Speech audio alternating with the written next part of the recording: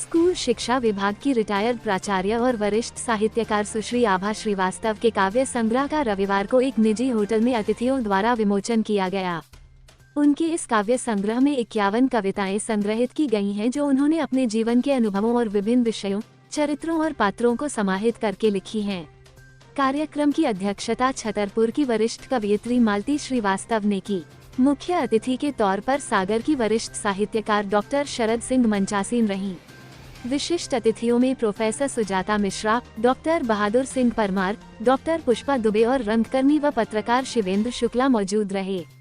अपने उद्बोधन में मुख्य अतिथि डॉक्टर शरद सिंह ने कवयित्री आभा श्रीवास्तव के कविता संग्रह रंगमंच की कविताओं की विशेषताओं पर प्रकाश डालते हुए कहा कि आभा श्रीवास्तव की कविताएं कई दृष्टिकोण से महत्वपूर्ण हैं। उनकी कविताएं महज कविताएं नहीं, अपितु उनकी काव्यात्मक आत्मकथा है, जो छोटी छोटी कविताओं में निबद्ध है। उन्होंने अपनी कविता में कलमकारी की है, कलाकारी नहीं। यानी उन्होंने जो भाव जैसे आए जस का तस कविता में उतार दिया। जैसा कि उन्होंने स्वयं भी अपनी भूमिका में लिखा है कि उन्होंने दोबारा उन कविताओं को संवारने का प्रयास नहीं किया, यानी ये सारी कविताएं अपने विशुद्ध मौलिक रूप में हैं। इसीलिए इनमें मौजूद संवेदनात्मक तत्व पूरी गहराई लिए हुए हैं। वरना कई बार कविताओं को मांझने संवारने की प्रक्रिया में शब्द बदल जाते हैं और उनमें मौजूद संवेदना कम हो जाती है। आप सभी का स्नेह और अपनापन हमेशा छतरपुर में मुझे मिलता है कि मुझे लगता ही नहीं है कि मैं सागर से बाहर कहीं हूँ। मुझे ऐसा लगता है मैं सागर में ही हूँ, अपनों के बीच में हूँ।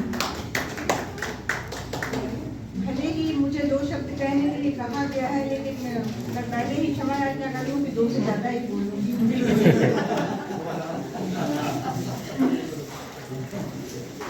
सर्वप्रथम तो मैं बधाई देना चाहती हूँ आभा श्रीवास्तव जी को उनकी बहुत ही अच्छी कृति के लिए, जिसका नाम ही उन्होंने रंगमंच रखकर उसमें समग्रता ला दी है। मंचासीन परम आदरणीय परमपुरी बड़े भाई बहादुर सिंह परमार जी, आदरणीय मालती श्रीवास्तव जी, मेरी प्रिय छोटी बहन सुजाता मिश्र, डॉक्टर सुजाता मिश्र, जो डॉक्टर हरि सिंह गौर यूनिवर्सिटी में प्राध्यापक हैं और बहुत ही अच्छी लेखिका हैं। सिनेमा पर उनकी 2 पुस्तकें प्रकाशित हो चुकी हैं और दोनों ही बहुचर्चित रही हैं। यहाँ मेरे समूह जो बैठे हैं सभी विद्वजन हैं, मैं सभी को प्रणाम करती हूँ। संचालिका महोदय जो इतना प्यारा संचालन कर रही है, मैं उनको भी नमन करती हूँ। अधिक समय तो खैर नहीं लूँगी, लेकिन किताब के बारे में अगर मैं ना बोलूँ तो ये गलत होगा। मुझे खुद ही अटपटा लगेगा कि मैंने पुस्तक के बारे में चर्चा क्यों नहीं की, क्योंकि मैंने आद्योपांत पढ़ा इस रचना के बारे में, इस कृति के को पूरी रचनाएं मैंने पढ़ी। और रचना के बारे में बात करूँ उससे पहले रचनाकार के बारे में एक बात कहना चाहूँगी।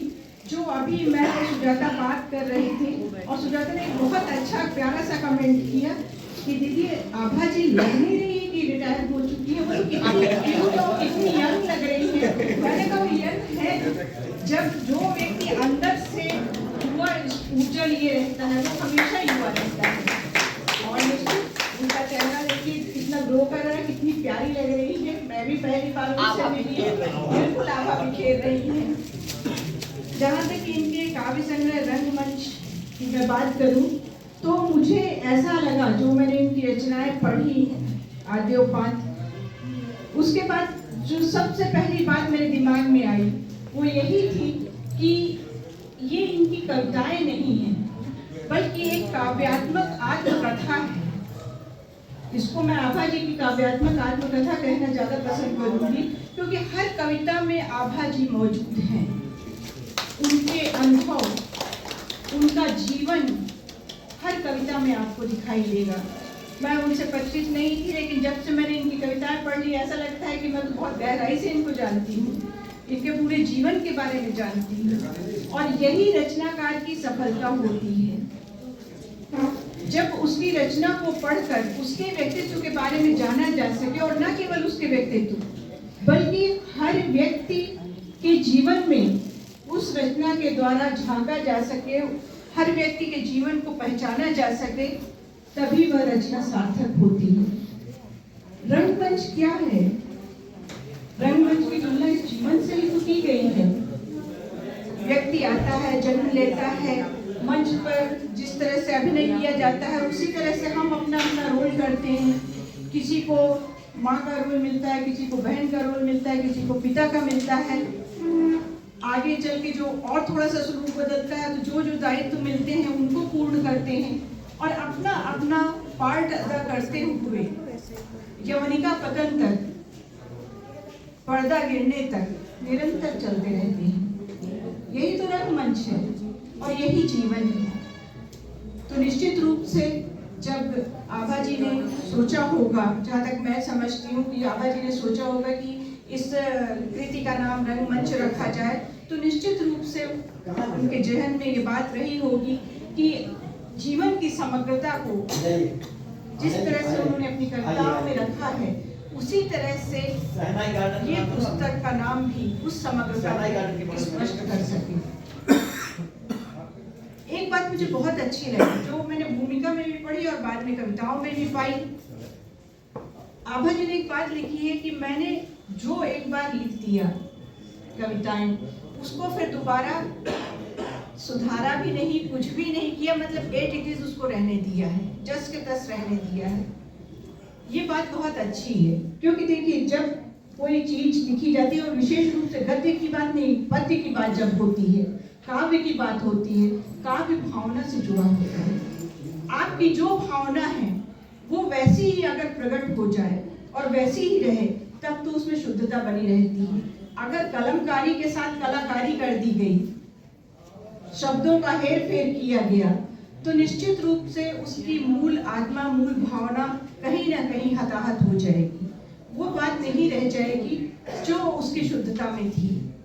तो ये सारी कविताएं जो आप लोगों में से अधिकांश ने पढ़ी होंगी या जो आप पढ़ेंगे, तो ये आप पाएंगे कि इसमें एक शुद्धता है, वैचारिक शुद्धता है, भावनात्मक शुद्धता है और लेखकीय शुद्धता है, सृजन की शुद्धता है। ये बहुत बड़ी चीज है और यही एक कॉन्फिडेंस भी है। अगर उसको दूसरे पक्ष से देखें तो ये रचनाकार का आत्मविश्वास है, उसको अपनी रचना के प्रति, अपने सृजन के प्रति विश्वास है।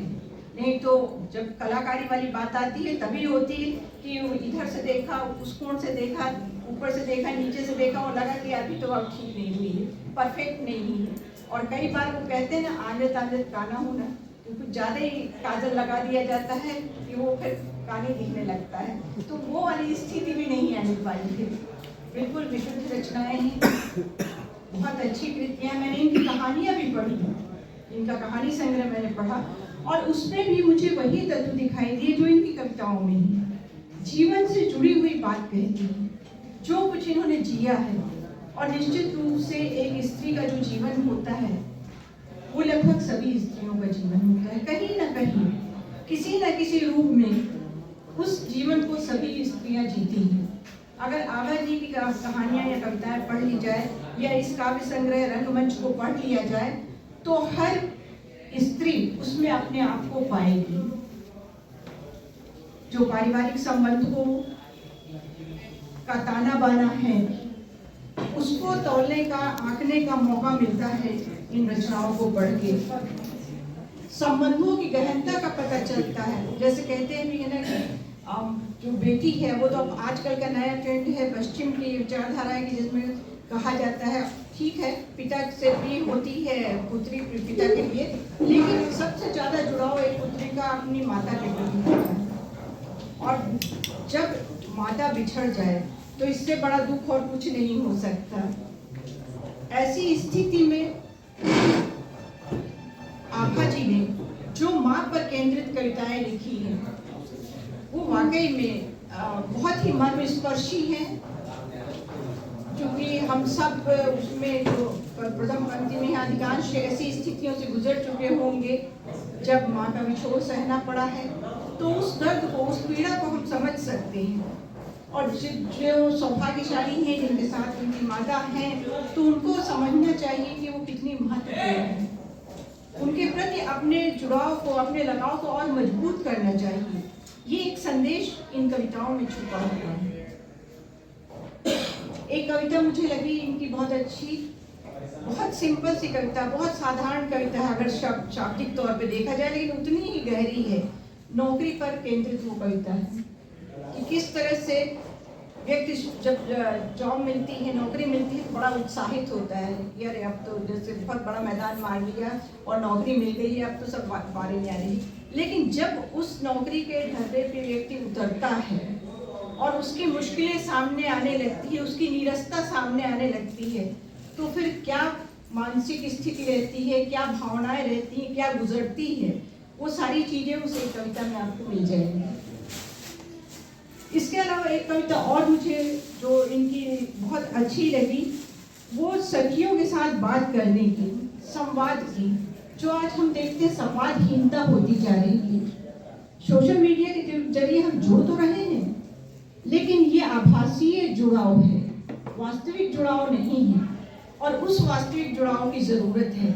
जब हम आपस में मिलें सिर्फ व्हाट्सएप करके और कैसे हो, क्या बनाया, क्या खाया, तो ये इस तरह से ये जुड़ाव सिर्फ आभासी जुड़ाव है, जो एक एहसास तो देता है कि फला हमारे साथ है, फला से हमारा संवाद हो गया, लेकिन वास्तविक स्थिति तब पता चलती है जब आमने सामने देखते हैं। कई बार किसी का दर्द उसकी आंखों से दिखाई देता है, कई बार उसकी चेष्टाओं से दिखाई देता है, कई बार उसके चेहरे से दिखाई देता है। जब आप साक्षात्कार नहीं करेंगे, आमने सामने नहीं मिलेंगे, तो वो चीज़ कभी महसूस नहीं कर सकते, एक दूसरे की पीड़ा महसूस नहीं कर सकते। तो ये जो सहेलियों का मिलना एक प्रतीक है कि आपस में लोग मिलें, एक दूसरे से बात करें, संवाद करें। तो ये जो संदेश छुपा हुआ है आभा जी की कविता में, ये कविता इसलिए मुझे बहुत अच्छी लगी। वैसे संग्रह बहुत दुबला पतला सा है, आभा जी जैसा ही बिल्कुल, लेकिन इसकी जो कविताएं हैं वो बहुत भारी भरकम है। उसमें बहुत कुछ है, मतलब इतना कुछ है कि उसकी अगर पूरी व्याख्या करने में बैठूं तो रात हो जाएगी, ये तय बात है। हर कविता बहुत महत्वपूर्ण है। एक कविता है संबंधी जन, वो भी बहुत महत्वपूर्ण है क्योंकि वो पारिवारिक रिश्तों की, जो पारिवारिक संबंध है उनकी व्याख्या करती है। किस तरह से रिश्तों में टूटन आती जा रही है और किस तरह से आती जाती है, और किस तरह से उन पारिवारिक संबंधों को बांधे रखा जा सकता है। ये सारी चीज़ें इस एक कविता में आपको मिलेंगी। तो मैं अधिक समय अब नहीं लूँगी, 2 शब्द के बजाय मैंने 2000 शब्द बोल दिए हैं। मैं पुनः बहुत बहुत बधाई देती हूँ आप सभी को, और मैं यही अपेक्षा करती हूँ कि वे निरंतर इसी तरह से लिखती रहेंगी, संग्रह प्रकाशित करवाती रहेंगी, और हम लोगों को सभी को इस तरह से मिलने का, एक साथ बैठने का अवसर देती रहेंगी। धन्यवाद। तदुपरांत डॉक्टर बहादुर सिंह परमार ने बीते दिनों को याद करते हुए आभा श्रीवास्तव के साहित्य के सफर को याद करके कुछ संस्मरण पटल पर रखे और बताया कि लगभग 40 वर्षों से वे साहित्य की गोष्ठियों और मंचों पर अपनी उपस्थिति दर्ज कराती रही हैं और आज सेवानिवृत्ति के बाद भी साहित्य जगत में सक्रिय हैं। सागर विश्वविद्यालय की प्रोफेसर सुजाता मिश्रा ने कहा कि उनका आभा जी से परिचय नहीं था, लेकिन उनकी कृतियां देख और पढ़कर आनंद आया। वे साहित्य जगत के लिए सराहनीय कार्य कर रही हैं। विशिष्ट अतिथि डॉक्टर पुष्पा दुबे ने उनकी दिवंगत माता को याद करते हुए संग्रह में शामिल एक कविता का जिक्र करके सदन को भावुक कर दिया। उन्होंने कहा कि एकाकी जीवन में उनकी मां एक बड़ा सहारा थी और उनके जाने पर एक बड़ी क्षति हुई है। अध्यक्षीय उद्बोधन में वरिष्ठ कवयित्री मालती श्रीवास्तव ने भरपूर सराहना और आशीर्वाद के साथ लगातार कार्य करने की प्रेरणा देते हुए अपनी एक नवीन रचना का पाठ भी किया। कार्यक्रम के अंत में डॉक्टर आभा श्रीवास्तव ने कविता संग्रह की यात्रा पर चर्चा करते हुए कुछ रचनाओं का पाठ किया और सभी आगंतुकों के प्रति आभार जताया। इस दौरान प्रवीण गुप्त, नीरज खरे, हंसा परमार, रेखा वासुदेव, अभिद्रीप सुहाने, अंजलि नामदेव, शिल्पा रखवार, राजेश सहित नगर के गण्यमान्य साहित्यकार और सुधीजन उपस्थित रहे।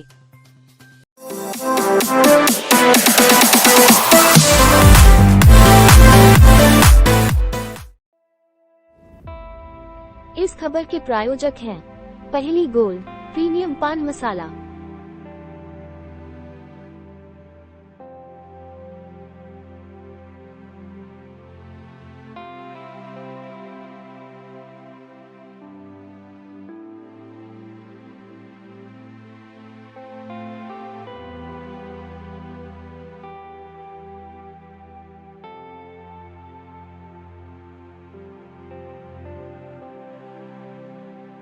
न तंबाकू, न निकोटीन, बस सही स्वाद, सही अंदाज।